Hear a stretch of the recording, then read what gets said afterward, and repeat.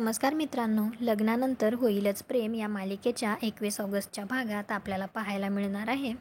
नंदिनी रम्या आणि वसुआत त्याला रागातच म्हणत असते, आतापर्यंत तुम्ही फक्त माझ्यातली संयमी आणि सोज्वळ नंदिनी बघितली, पण आता तुम्ही माझ्यातली खरी नंदिनी बघाल.